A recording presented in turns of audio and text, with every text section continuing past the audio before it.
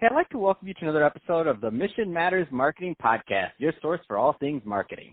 My name is Adam Torres. You can follow me on Instagram at AskAdamTorres. Keep up with my book releases, book tour schedule, signings, all that other good stuff. Always love to connect with you there. And as always, if you'd like to apply to become a co-author of one of my upcoming books, just head on over to the website, missionmatters.com, and click on Become an Author to apply. All right, so today I have Nikki Little on the line, and she's VP of Strategy over at Franco. Nikki, welcome to the show. Hi, Adam. Thanks for having me. So excited to get into today's topic.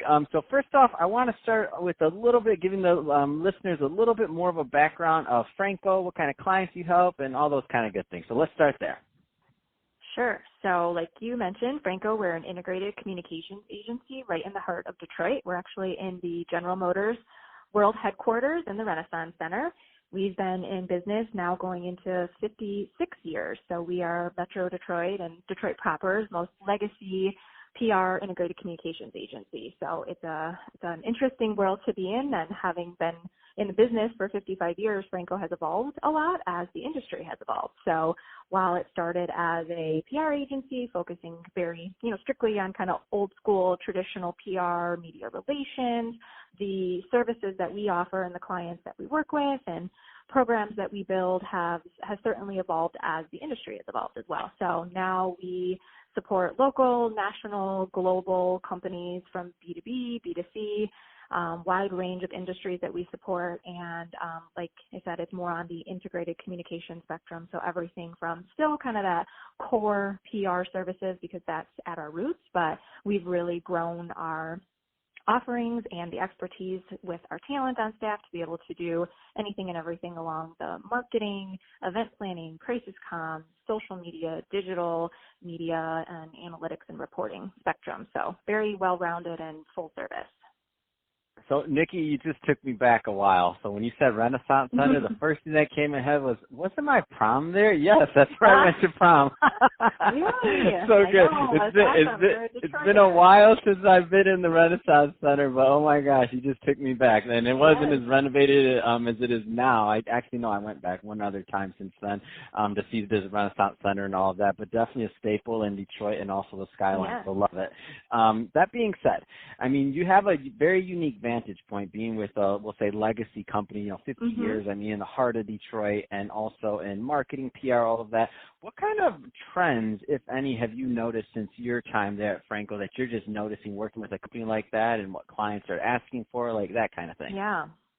So what's fun is I actually started my career at Franco. So I was lucky. I graduated from college at the end of 2006. I got a job right away. So January 2007, fresh out of college, I started at Franco. And, back then it was very different. It was very much more focused on, like, again, that kind of traditional media relations type of services. But when I started, Twitter launched in 2007, and I just naturally gravitated towards social media and kind of saw the writing on the wall that social was going to become a big part of the PR industry in its future and marketing overall. So I just immersed myself. I joined every organization that we had in the Metro Detroit area. I was part of conferences, just really getting myself into that world and self-educating so that I could bring it back to Franco and bring it back to our clients. But, at that time, it was tougher, right? Because businesses weren't really ready, at least not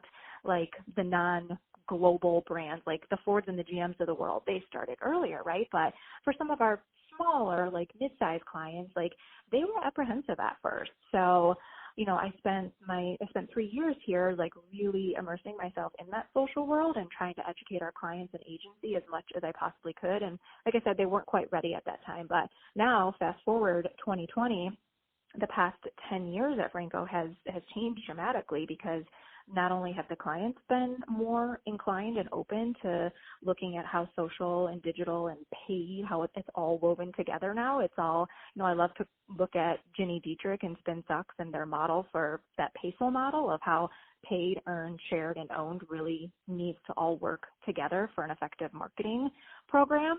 So, so like you said, we've really had to evolve our services here in Franco, and it's really been on us as kind of PR and integrated comms practitioners to educate them on why all those different pieces need to be part of the puzzle now. And, maybe we don't always touch all of those areas for our clients at Franco, but we really, really kind of pride ourselves on becoming an extension of our clients' teams.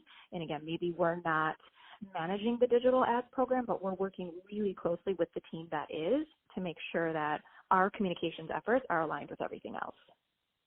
Wow. And, so you had a pretty unique just foresight in what you saw in your career and what interests you. So if you saw Twitter and you're an early adopter to Twitter, I'm like mind blown because I didn't know. I remember when I seen Facebook, I'm like, oh, this is, I never even signed up for a MySpace account. I'm like, I didn't know what any of this stuff was, and I can't claim, well, now I know. I mean, I know right. that I do now, but now it's my business. But for most people, when you say businesses haven't adopted some things like or social media, now they're just kind of coming around. It's like there's still a lot of businesses out there today right now that are listening to this right now that are still like, I know I need to do social media. Yeah. I know I need to do this. And the thing is, they've been saying that for 10 years plus now. Like we're past the point of knowing, like it's time to do. So for those businesses that are listening to this right now that still haven't really kind of gone and taken that leap, what kind of things would you tell them would be some good first steps? Well, good first step is kind of at the heart of any communications program is defining a strategy and setting those goals. Like why? We always go back to the why, right? And that's a big part of all of our programs that we build at Franco. It all comes back to the why. Why are we doing this? Why? What's the purpose? What's the mission? Because you can't build a program and start to get tactical with channels and what should we be saying on those channels and what should our content look like and should we be doing video, photos, all of that. You can't do that unless you've actually kind of pulled back and looked at that bigger picture and defined the why. So we always start there, making sure that any goals from a communications perspective are aligned with the overarching business goals as well. So that's always the place to start. And again, I think companies get a little intimidated because there are so many different things to think about when it comes to social and digital. Like, should we be on TikTok? Well, is your audience on TikTok?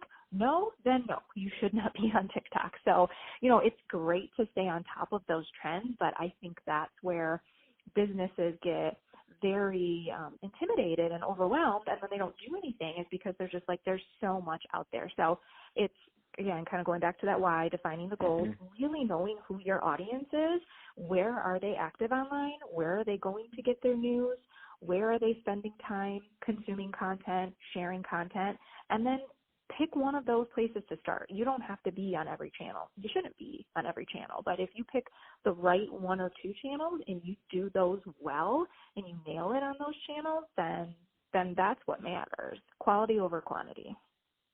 Well, I love it. And so that being said, let's just say that, all right, so now they're thinking, okay, it does make sense. I need to start getting on social. I love that you bring up the whole TikTok thing, because it's funny because I tell people this all the time. I'm like, but here goes the other side of that, is that they're not static, like for everybody listening. So your audience might not be there right now, but that doesn't mean you can dismiss the platform, because in 5 years they might be there. So Facebook's a good example. At one point, Facebook was only for young people. It was for college people. I remember I had my first Facebook account when I was in college, and only college people could be there. So if you would have been a business owner back then, and if you would have made this predetermined decision of we shouldn't be on Facebook because only college kids are on there, and you haven't gotten on from under that rock in the last 15 years or however many years it's been now, then guess what? It's no longer just college kids. College kids aren't even on it. It's all you. It's all your 40, 50, it's grandma, it's moms and dads, and it's now a family platform.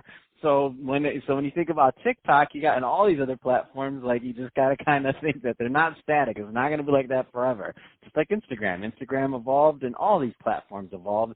New ones come up, old ones fall away. It's more of a long-term strategy. So I love that you bring that to strategy, Nikki. And I can talk to you about this all day long. I already know we would be going on all day, but we're about out of time. So that being said, Nikki, if somebody wants more information on Franco or to connect, what's the best way for them to do that? Yep, they can go to our website, franco.com. It's franco.com. And I'm Nikki_little on Twitter, also on LinkedIn, and those are the best channels to reach me. Fantastic. Well, Nikki, it's been awesome catching up with you and getting more to know more about what you're doing over at Franco and the great work you're doing for your clients. And to the audience, as always, thank you for tuning in. Hope you got a lot of value out of this. Hope you had a lot of fun listening. If you did, don't forget to subscribe to the podcast, leave me a review on the Apple iTunes Store. And if you're watching this on our YouTube channel, Mission Matters Marketing, definitely give us a subscribe there, but leave us some comments in the video too. Love to hear your thought process on what marketing and what you're doing in PR and social. Let's keep the conversation going. And Nikki, thanks again for coming on the show.